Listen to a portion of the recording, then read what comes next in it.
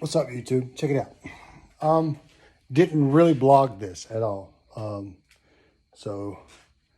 But I'm in my garage and I'm building a shower. So with that being said, I'm going to flip over. So I'm in the garage and I'm building a shower. And what I got a block wall, I got a brick wall as an addition. I had to pour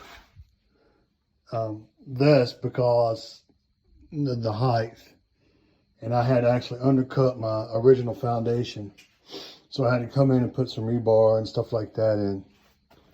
I see something over here I need to take care of, so let me just get that right there. So I didn't really blog this. I wanted to. Pretty freaking busy though, and blogging stuff slows me down. So,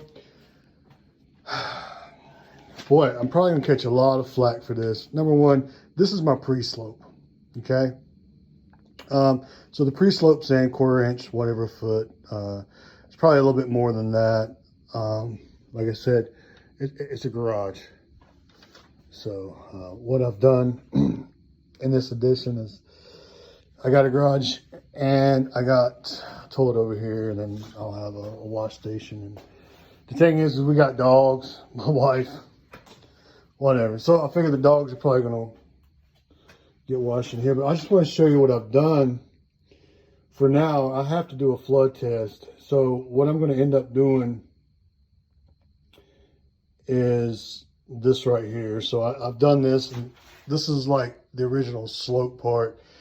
I came in and sloped this for a seat. On this back side, you'll see I've added some blocking in here, and with that blocking is going to be a 4-foot handrail right here. I've used Durock, and you know, a lot of guys tell you, okay, your pre-slope, don't sit your Durock in the pre-slope.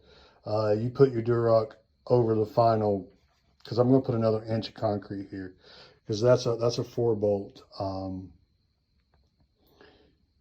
I have some fiberglass mesh that's going to go down.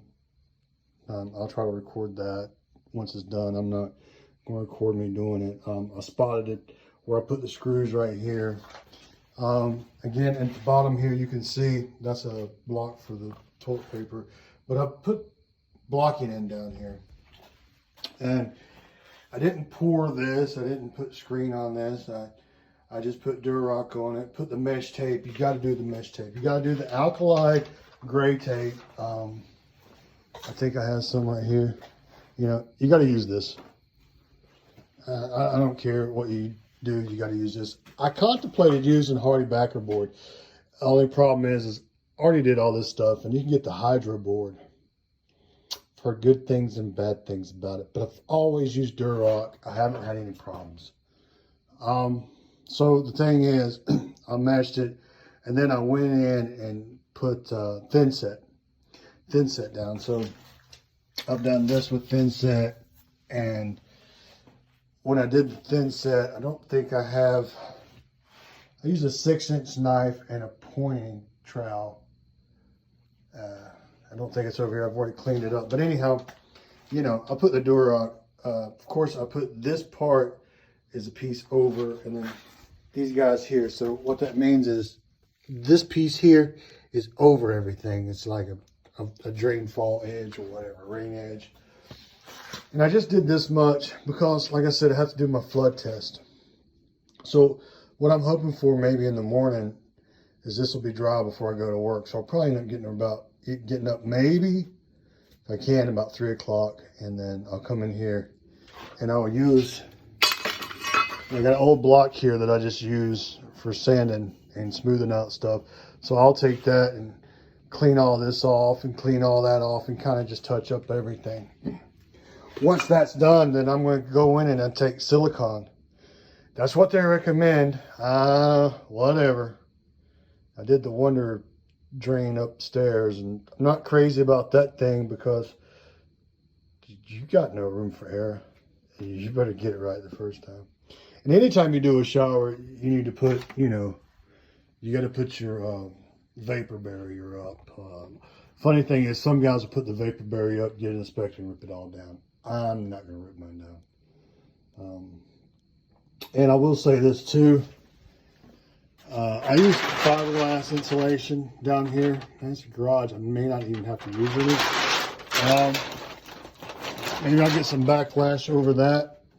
Me personally, I would, well, obviously not, but I would say rock wool's better in case there's moisture in there, because rock wool doesn't react to moisture.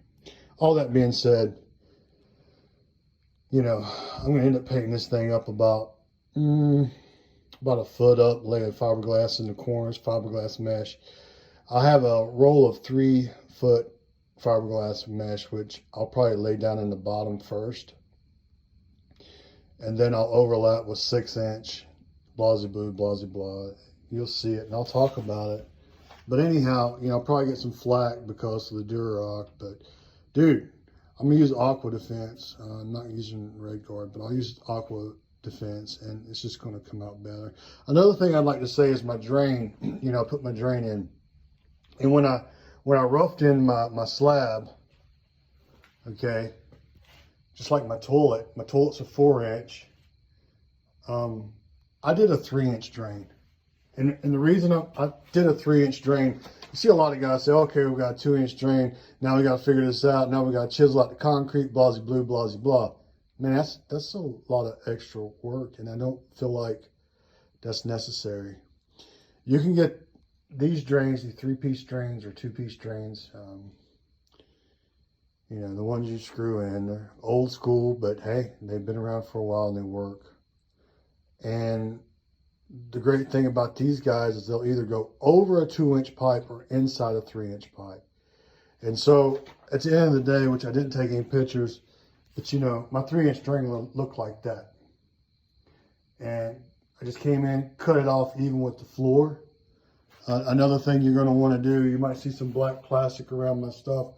When you lay out slab, you want to get some plastic or whatever. Lay your plastic around it and up your pipe. And the reason I do that is because, man, they splatter concrete everywhere. And you don't want that all over your pipe, especially if it's something, especially like your main drains. Like this is actually a breather line. So that's actually my drain over there. But for the showers and stuff like that, I wanted some airlines, breathers, whatever you want to call them. I can't think what they're called right now, but you know, that going up. That being said, so anyhow, I just wanted to share some of that because I couldn't find anything on a concrete floor. And what do you do? I mean, do I spend money and fur all this out and use a, what you call it, the vinyl liner, the shower pan liner, and put it, but the problem was I got a seat over here. Okay, now I'm gonna have to frame all that. It's concrete. So I'm going with Aqua Defense, and I'm gonna paint it on. I'm gonna do like 3 coats. I'm gonna paint a coat down. I'm gonna lay my fiberglass into it. Then I'm gonna paint over that once, you know, doing its thing. Then I'm gonna come back and cut that out, and I'll put my drain in. Like I said, I'm only going up about a foot. Once I get it inspected, because I have, you know, the inspector has to see, oh, he's got his vapor barrier up. Oh, he's got his insulation in. You know, so I kind of have to leave all that stuff loose. It's not a big deal getting the inspection. It's like $65. But at the end of the day, that's $65. And, you know, this project, I've been working on this project almost 3 years. I mean, you're just seeing the tail end of it. But I just wanted to share that with you. And, you know, if I get some pretty good feedback or something, maybe I could do some kind of illustration, because obviously it's already done. I'm not going to do another one anytime soon. But, you know, so, and you see I got thin set. I'll probably end up thin setting that whole wall. And another reason I didn't go with the Hardy backer board, like I said, I didn't hear good things about it. And then you can get the Hydro board, and I was leaning way more towards the Hydro board. But, man, I really trust the Aqua Defense. So at the end of the day, I'm putting the Aqua Defense down, and here we are.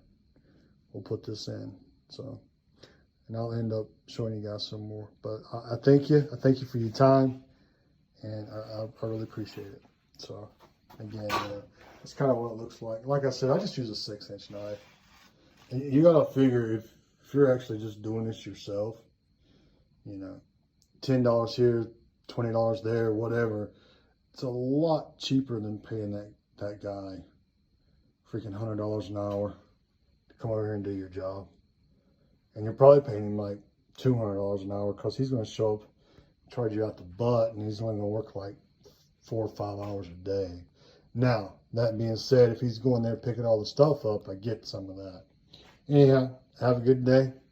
Like it, don't like it, whatever. Have a good day.